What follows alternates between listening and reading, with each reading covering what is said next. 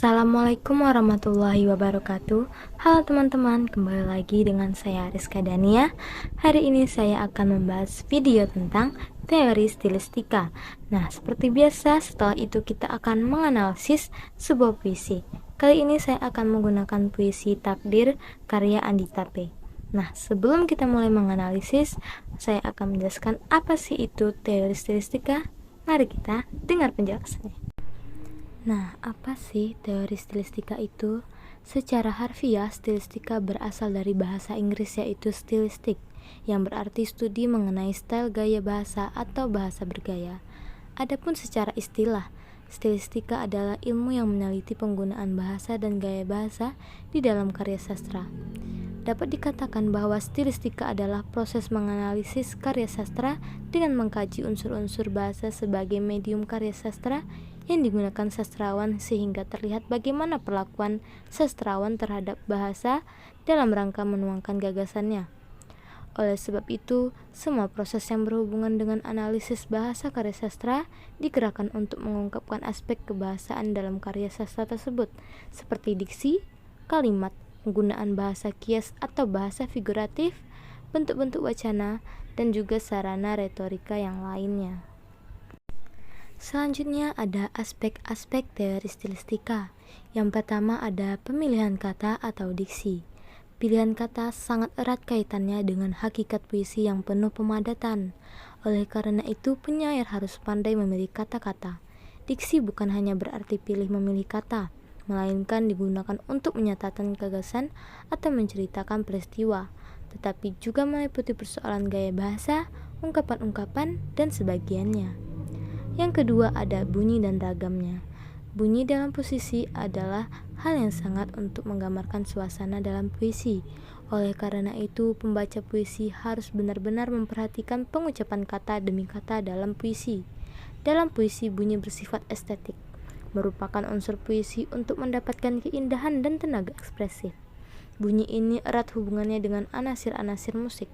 Bunyi di samping hiasan dalam puisi juga mempunyai tugas yang lebih penting, yaitu untuk memperdalam ucapan, menimbulkan rasa, menimbulkan bayangan, angan yang jelas, menimbulkan suasana yang khusus, dan sebagiannya.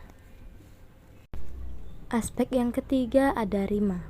Rima merupakan pengulangan bunyi dalam puisi membentuk musikalitas. Dengan pengulangan bunyi itu, puisi menjadi merdu jika dibaca. Dalam rima terdapat onomatope, bentuk intern pola bunyi, intons, repetisi bunyi, dan persamaan bunyi.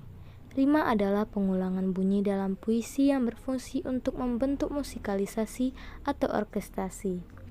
Dengan adanya rima, itulah efek bunyi yang dikehendaki penyair semakin indah makna dan timbulkannya lebih kuat.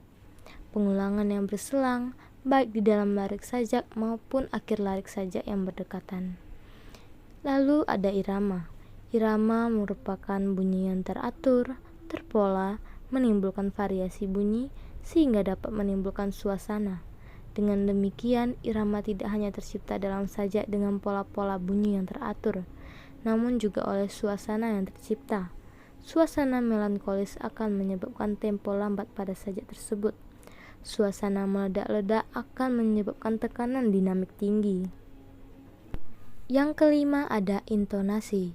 Intonasi merupakan naik turunnya nada dalam pembacaan puisi. Sama seperti unsur-unsur lainnya, intonasi juga tak kalah pentingnya. Ini karena intonasilah yang menentukan bagaimana perasaan pendengar terhadap puisi dan memberikan keindahan pada puisi yang dibaca. Untuk memberikan gambaran yang jelas, selanjutnya adalah citraan. Citraan ini untuk memberikan gambaran yang jelas, menimbulkan suasana, dan untuk membuat lebih hidup dan menarik. Dalam puisi, penyair juga sering menggunakan gambaran angan. Gambaran angan dalam puisi inilah disebut citraan. Citraan atau pengimajian adalah gambar-gambar dalam pikiran atau gambaran angan si penyair.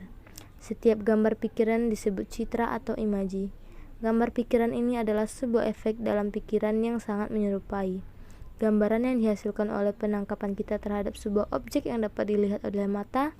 Citraan tidak membuat kesan baru dalam pikiran, Adapun terdapat beberapa jenis-jenis citraan antara lain yaitu citraan penglihatan, pendengaran, perabaan, penciuman, pengecapan, citraan gerak, dan citraan perasaan.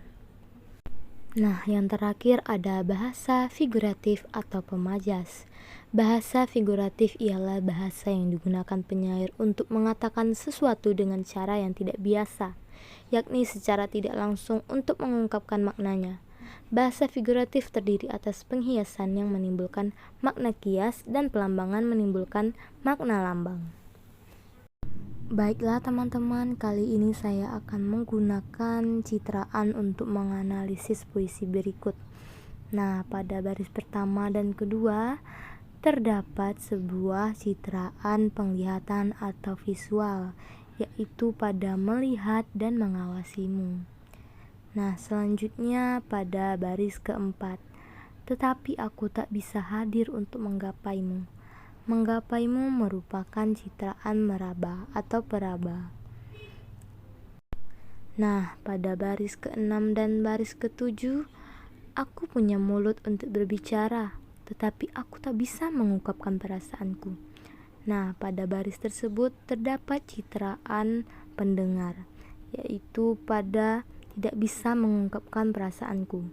Nah, di sana penyair ingin pembaca tahu bahwa ia tidak bisa mengungkapkan perasaannya kepada puisi yang dia tuju berikut. Nah, pada baris ke-7 dan ke-8 ada, dan aku punya sepasang kaki, tetapi aku tak bisa melangkah untuk mencarimu. Nah, di baris ke-8 ada kata mencarimu dan juga melangkah.